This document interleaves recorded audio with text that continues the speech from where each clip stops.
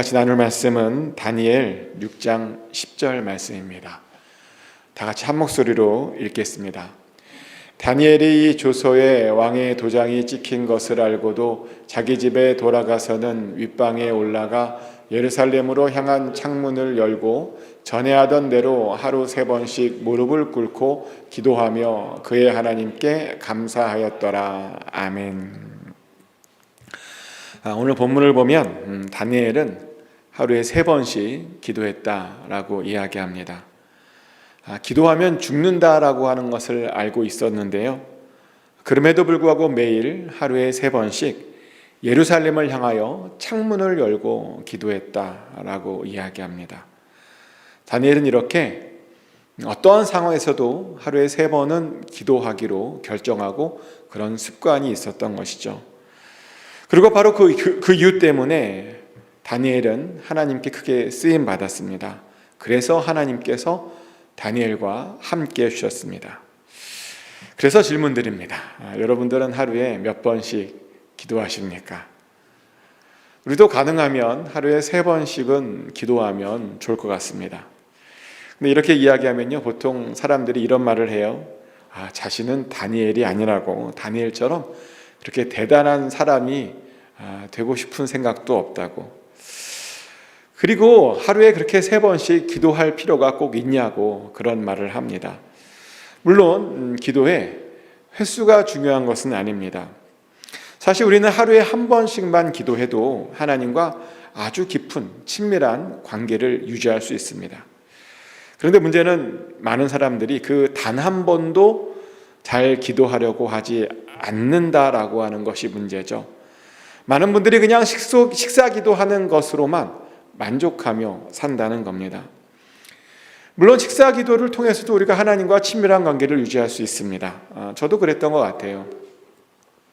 군대에 있었을 때 따로 기도 시간을 내지 못하다 보니까 식사 기도 시간에 어떻게든 하나님을 더 붙잡으려고 애써 기도했고요. 그러다 보니 하나님과 또 그 식사 기도를 통해서 친밀했던 그런 경험이 있습니다. 근데 그때는 특별한 상황이고요. 평소에 우리들은 식사 기도 말고 또 다른 기도 시간이 있어야 된다는 겁니다. 다니엘처럼은 아니더라도 좀 우리만의 어떤 기도 시간이 있어야 된다는 겁니다.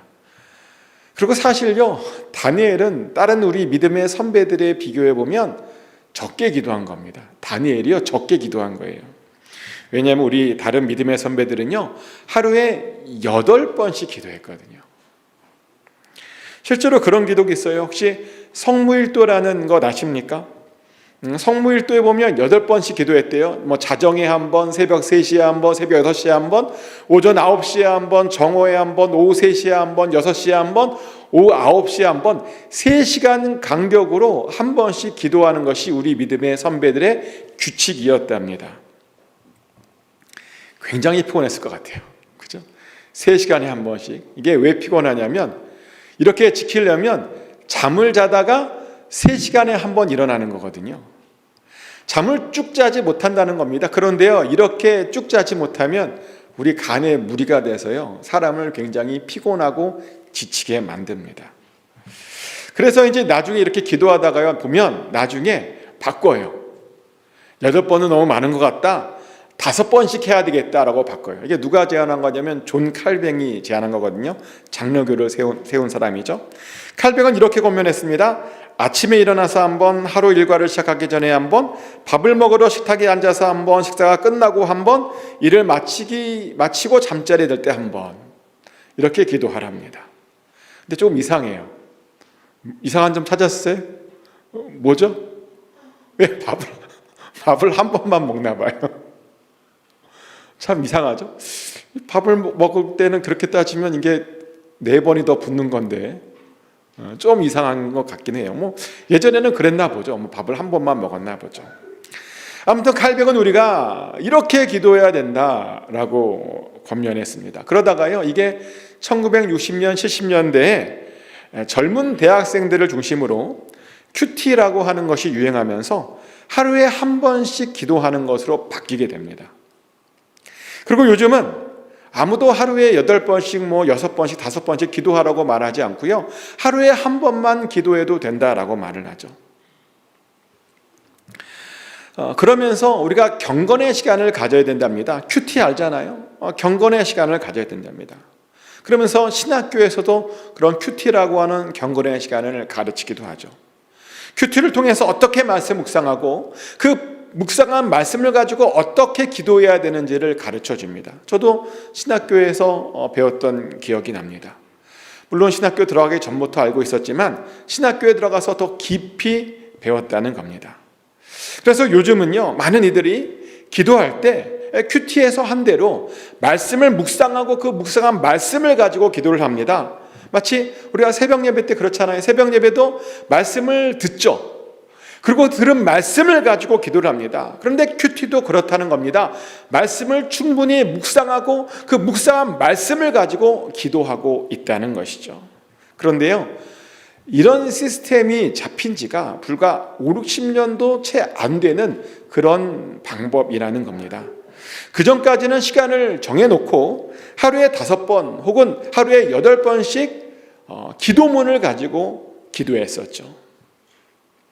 우리의 원래 전통적인 기도 방법이요, 기도문을 가지고 기도했다는 겁니다. 자, 어떤 것이 좋을까요?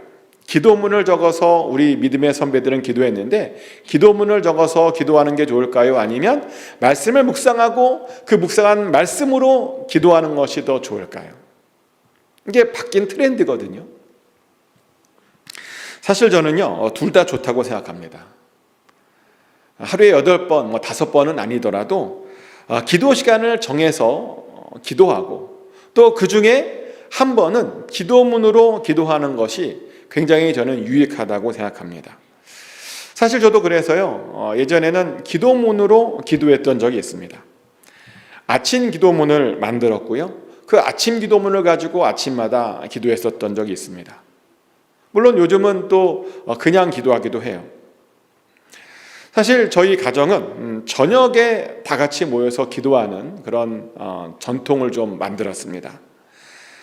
멀리 사는 아이들은 영상으로 참여해서 저녁에 모여서 같이 기도를 합니다. 모여서 가족의 중요한 기도 제목을 나누고 또 그러면서 아이들을 한 명씩 축복을 합니다. 아이들의 진로를 위해서 또 만남의 축복을 위해서 축복을 해줍니다. 그리고 그렇게 매일 저녁마다 기도했더니요, 가족 사이가 굉장히 더 친밀해졌습니다.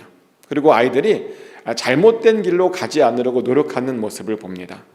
실제로 부모님이 이렇게 기도하고 있다라고 하는 것을 자녀들이 알고 있다 보니까 어떻게든 그 기도대로 바른 길로 가려고 애쓰는 그런 아이들의 모습을 보게 된다는 겁니다.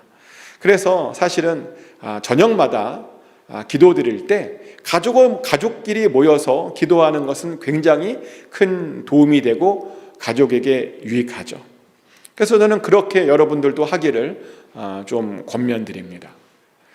그리고 또 아침에는요, 우리가 기도할 때 말씀을 가지고 기도하면 굉장히 좋습니다. 매일 아침에는 들은 말씀이나 묵상한 말씀으로 기도해야 된다는 겁니다. 저는 무조건 아침에는 그래야 된다고 생각합니다. 왜냐하면 말씀이 뭐죠? 말씀은 우리 발의 등입니다. 시편 119편 105절 말씀이죠. 주의 말씀은 내 발의 등이요 내 길의 빛이니이다. 아멘. 주님의 말씀은 우리 발의 등입니다. 주님의 말씀은 우리 길의 빛입니다. 근데 이렇게 말했더니 요즘 사람들이 잘 이게 어떤 느낌인지 잘 몰라요. 제가 그래서 언젠가도 말씀드렸던 것 같은데 제가 이 말씀을 현대적인 말씀으로 다시 제가 이렇게 말씀드렸죠.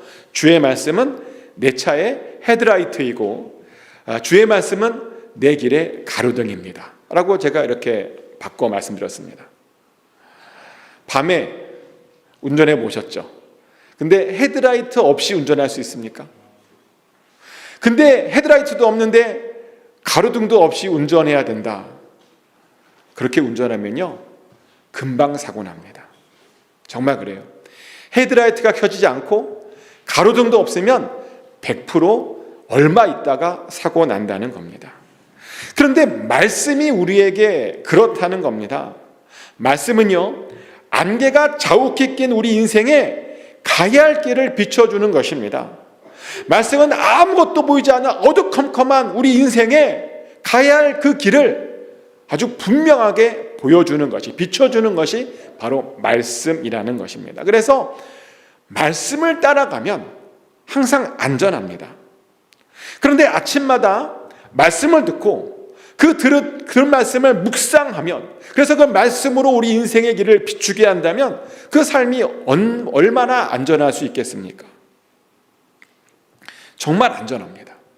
말씀을 아침마다 우리의 인생에 비추면 우리의 삶이 안전할 수 있다는 겁니다. 근데 이렇게 말했더니 어떤 분은 그래요. 자기는 말씀을 어떻게 묵상하는지 잘 모르겠다고. 그런데요, 사실 말씀의 기본은 원래 전통적으로는 묵상이 아닙니다. 말씀의 기본은 들음입니다. 믿음이 어디서 나죠? 믿음은 들음에서부터 나는 겁니다. 하나님께서 우리에게 원래 원하셨던 그 말씀을 깨우치는 방법은요, 듣는 것이었습니다. 성경이 처음 나왔을 때 그 성경은 절대로 읽는 책이 아니었습니다. 누군가가 읽어준 것을 듣는 책이었습니다. 그래서 우리는 기본적으로 말씀을 많이 들어야 됩니다. 그것이 바로 말씀을 우리 인생 가운데 비추는 것입니다. 근데 그렇다고 또 듣는 것에만 또 만족하라, 그런 말은 아닙니다. 한동안은 하나님께서 역사를 보면 듣게 해주셨는데 또 인쇄 기술을 발견해 주셔서 우리가 말씀을 읽게 해주셨죠. 그래서 우리는 성경도 사실은 읽고 묵상해야 됩니다. 우리가 직접 우리 눈으로 보고 읽어야 된다는 겁니다. 그런데 그렇게 읽을 때 제가 여러분에게 좀 도움이 될 만한 그런 읽는 방법을 좀 소개해 드리면, 이것은 마틴 루터가 소개해 준 방법인데요.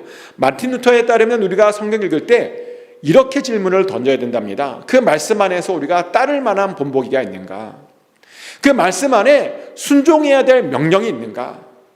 그 말씀 안에 피해야 할 잘못이 있는가?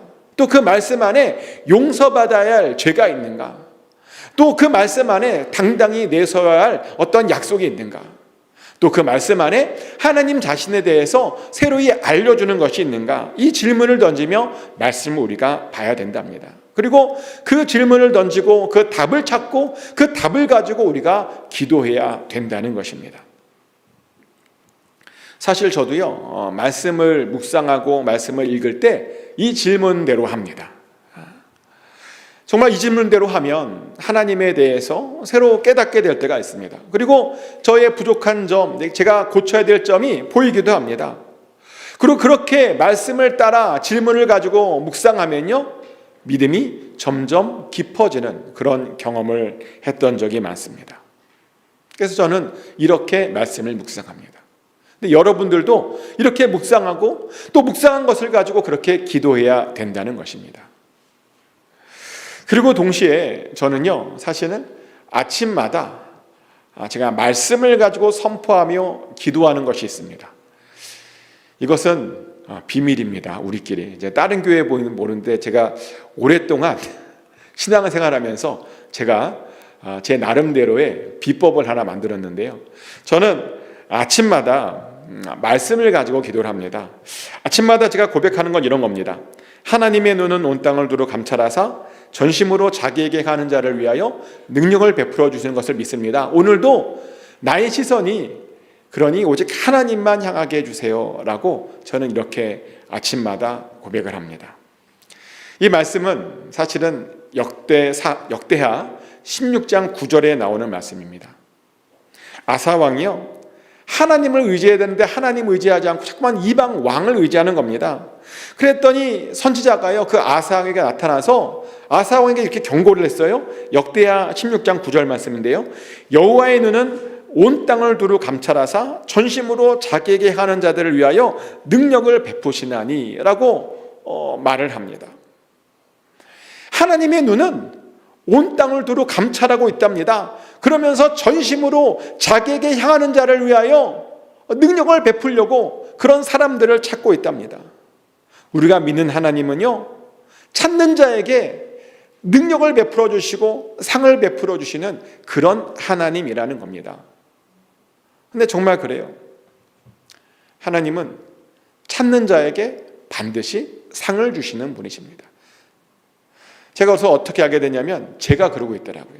제가 저희 아이들한테 어떻게 대하나 봤더니 누구에게 뭔가 더 주게 되냐면 자꾸만 저에게 저를 찾고 달라 그러고 반기고 안기고 요구하는, 결국 그 자식에게 뭔가를 더 주고 있더라고요. 제가.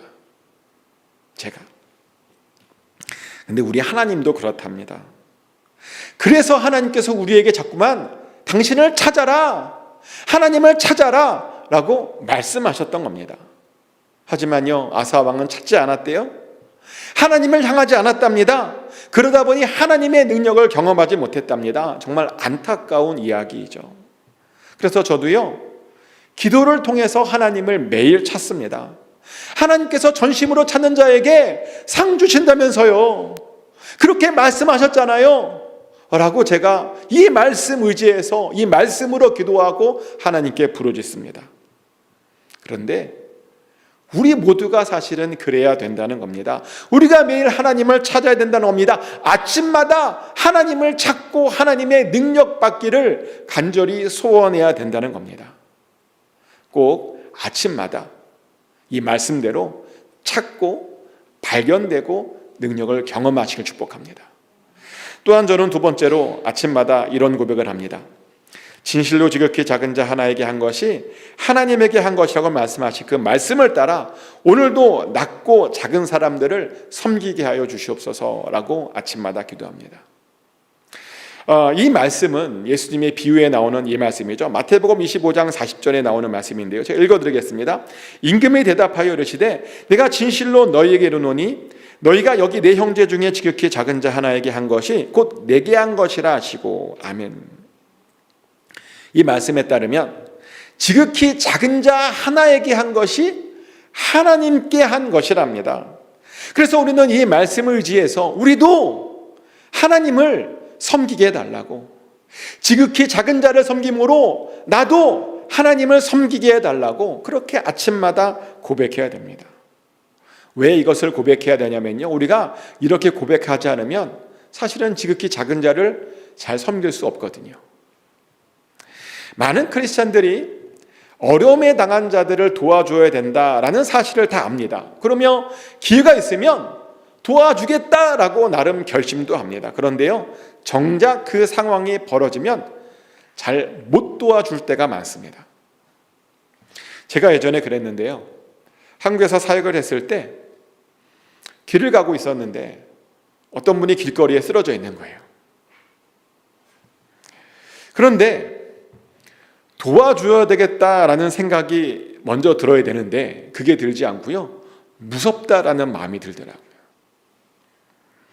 도와줘야 된다라는 것은 알겠는데, 머리는 알겠는데요, 몸이 움직여지지 않았습니다. 그래서 제가 한 게 뭐였냐면 기껏 경찰에 신고하는 것밖에 하지 못했습니다.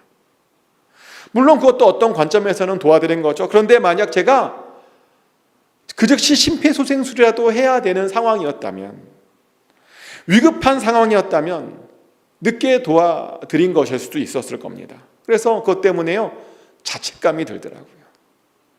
제대로 못 도와드렸다라고 하는 그런 자책감이 들었습니다. 왜 내 몸이 그렇게 움직여지지 않았나? 왜 두려움부터 먼저 들었나? 라는 그런 자책감이 들었다는 겁니다. 그런데 나중에요, 제 몸이 왜 그렇게 움직여지지 않았는지를 알게 되었는데, 왜냐하면 제가 기도하지 않고 그냥 제 힘으로 할 수 있을 것이라고 생각했기 때문입니다.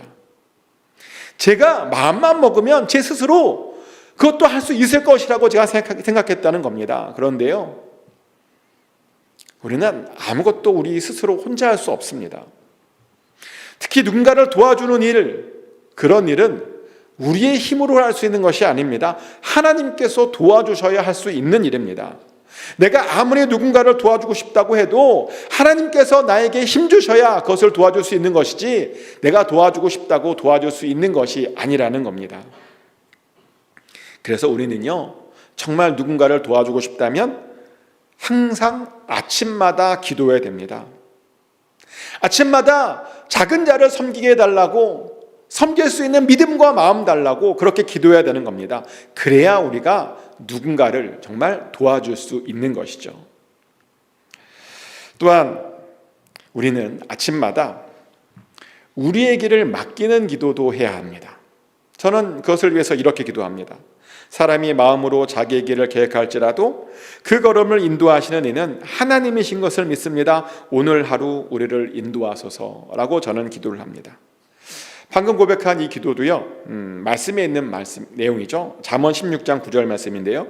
사람이 마음으로 자기의 길을 계획할지라도 그의 걸음을 인도하시는 이는 여호와시니라. 아멘. 우리는 많은 계획을 가지고 있죠. 그런데 대부분은 우리 인생이 우리가 계획한 대로 잘 흘러가지 않습니다. 그러다 보니 어떤 분들은 이 계획에 대해서 부정적인 마음을 갖습니다. 자신의 계획대로 인생이 흘러가지 않은 것에 대해서 굉장히 스트레스를 받는 분도 있습니다. 저도 옛날에 그랬어요.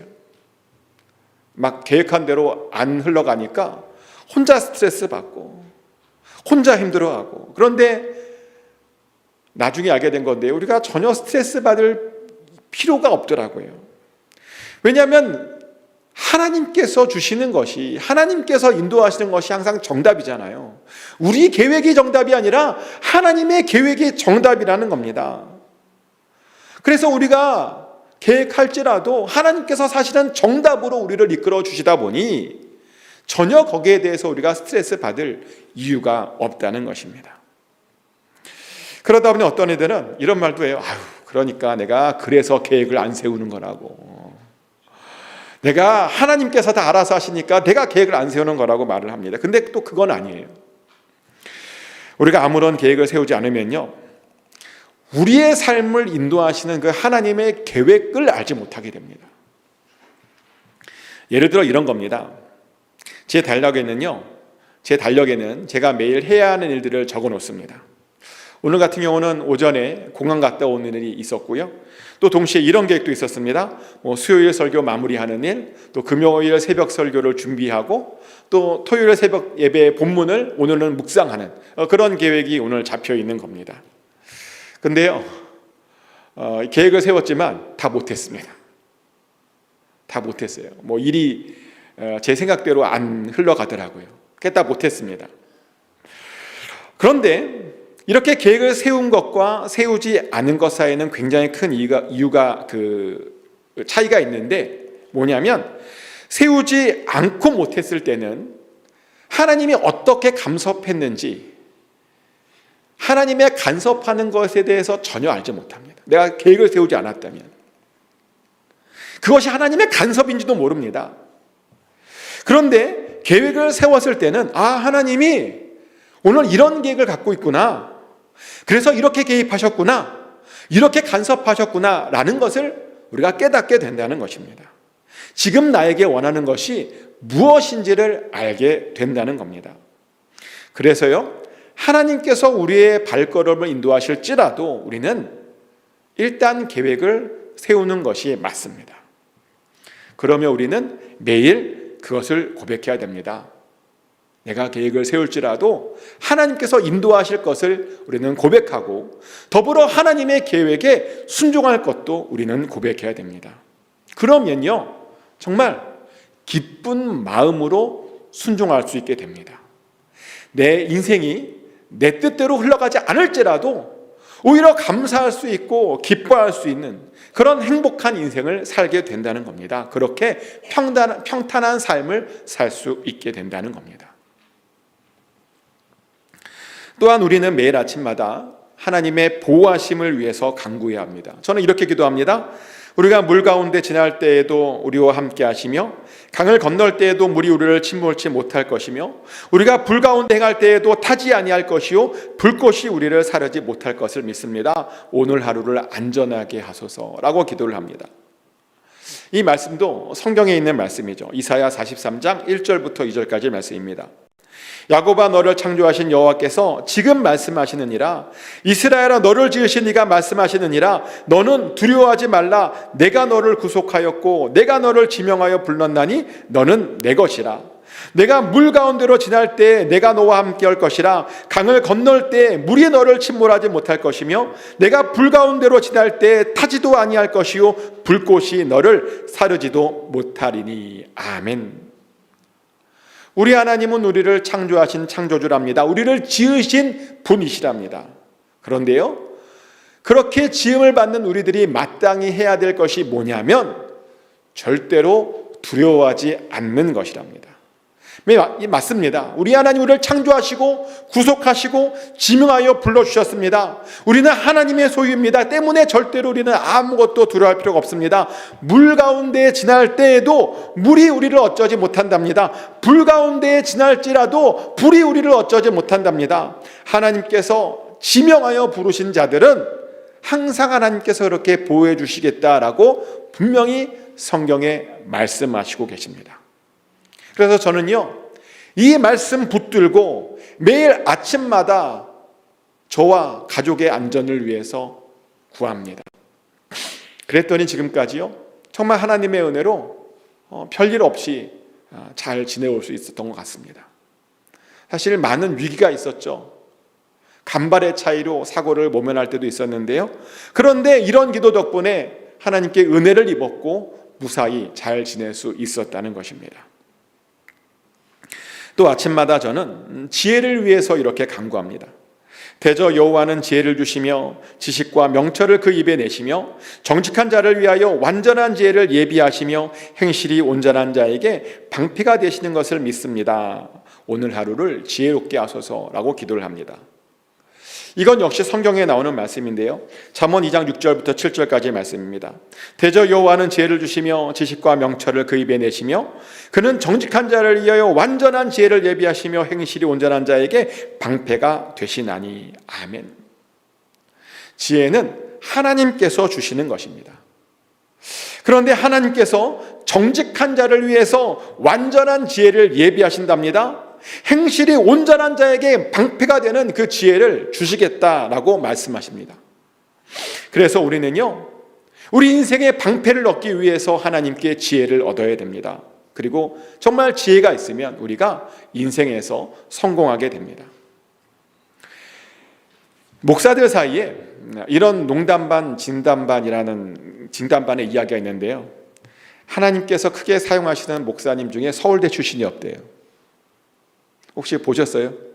크게 쓰시는 분 중에 서울대 출신, 서울대 출신만 없습니까? 보니까 연대 출신도 없고요, 고대 출신도 없어요.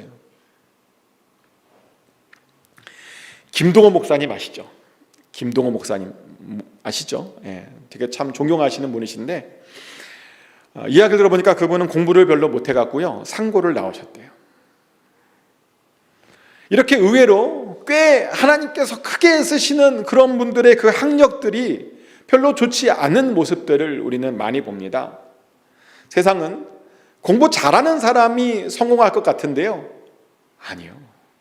공부 잘한다고, 똑똑하다고, 많이 배웠다고 성공하는 것이 아니더라는 겁니다. 공부 잘하는 사람이 아니라 지혜로운 사람이 성공하고 지혜로운 사람이 하나님께 쓰임 받더라는 겁니다. 그래서 솔로몬에게 뭘 준 거예요? 다른 거 준 게 아닙니다. 솔로몬에게요, 지혜를 준 겁니다. 그래서 우리도 날마다 지혜를 구해야 됩니다. 세상 지혜가 아니라 하나님께서 주시는 그 지혜를 아침마다 구해야 된다는 겁니다. 그래야 인생 방패를 얻고 우리도 하나님께 크게 쓰임 받을 수 있다는 겁니다. 또한 저는 매일 아침마다 이렇게 평강을 구합니다. 평강의 주께서 친히 때마다 일마다 우리에게 평강을 주실 것을 믿습니다. 이것도 성경 말씀에 있는 구절인데요. 데살로니가후서 3장 16절 말씀입니다. 평강의 주께서 친히 때마다 일마다 너희에게 평강을 주시고 주께서 너희 모든 사람과 함께 하시기를 원하노라. 아멘. 우리의 삶에는 하나님의 평강이 필요합니다. 모든 것을 다 가지고 있어도 평강이 없으면 제일 불행한 사람이죠. 근데 이렇게 불행한 사람들이 많습니다. 다 가지고 있는데 평강이 없어서 불행한 삶을 살고 있는 사람들이 정말 많다는 겁니다. 그래서 우리에게 가장 필요한 것이 뭐냐? 궁극적으로 필요한 것이 뭐냐? 바로 평강입니다. 그리고 그 평강은 하나님께서 우리와 함께 하시는 증거이기도 합니다. 평강은 하나님께서 함께 주시는 자가 누리는 것입니다. 아무나 누릴 수 있는 것이 아니라는 겁니다. 그래서 저는 매일 아침마다 하나님께서 주시는 그 평강을 그렇게 구합니다. 여기까지가 제가 아침마다 말씀을 붙들고 기도하는 기도문입니다. 제가 이 문장들을 한번 연결해 보겠습니다. 그래서 저는 어떻게 기도하냐면요, 하나님의 눈은 온 땅을 두루 감찰하사 전심으로 자기에게 향하는 자를 위하여 능력을 베푸시는 것을 믿습니다. 오늘도 나의 시선이 오직 하나님만을 향하게 하소서. 진실로 지극히 작은 자 하나에게 한 것이 하나님에게 한 것이라고 말씀하신 그 말씀을 따라 오늘도 낮고 작은 사람들을 섬기게 하소서. 사람이 마음으로 자기의 길을 계획할지라도 그 걸음을 인도하시는 이는 하나님이신 것을 믿습니다. 오늘 하루 우리를 인도하소서. 우리가 물 가운데 지날 때에도 우리와 함께 하시며 강을 건널 때에도 물이 우리를 침몰치 못할 것이며 우리가 불 가운데 행할 때에도 타지 아니할 것이며 불꽃이 우리를 살지 못할 것을 믿습니다. 오늘 하루 안전하게 하소서. 대저 여호와는 지혜를 주시며 지식과 명철을 그 입에 내시며 정직한 자를 위하여 완전한 지혜를 예비하시며 행실이 온전한 자에게 방패가 되시는 것을 믿습니다. 오늘 하루 지혜롭게 하소서. 평강의 주께서 친히 때마다 일마다 우리에게 평강을 주실 것을 믿습니다. 예수님 이름으로 기도합니다. 저는 이렇게 하나님께 매일 기도합니다. 그리고 여러분들도 이렇게 기도하기를 원합니다. 물론 각자가 기도하고 있는 것들이 있을 겁니다. 그렇게 계속 기도해도 좋습니다. 근데 없다면 이렇게 기도하면 큰 도움이 될 것 같아서 제가 소개시켜 드리는 겁니다. 정말 소망하는 것은 이 기도대로 우리의 삶이 그렇게 되기를 소망합니다. 날마다 하나님의 능력을 경험하고 날마다 작은 자들을 섬기고 또 날마다 하나님의 인도하심을 받고 날마다 하나님의 보호하심을 받고 날마다 지혜로우며 날마다 주님께서 주시는 평강을 누리는 그런 삶을 살기를 소망합니다. 꼭 그렇게 사셨으면 좋겠습니다. 축복하는 것은 이렇게 기도하심으로 믿음의 사람들이 누리는 그것을 충분히 누리셔서 하나님의 은혜 아래 항상 거하시기를 예수 그리스도 이름으로 축복합니다. 같이 기도합니다. 하나님,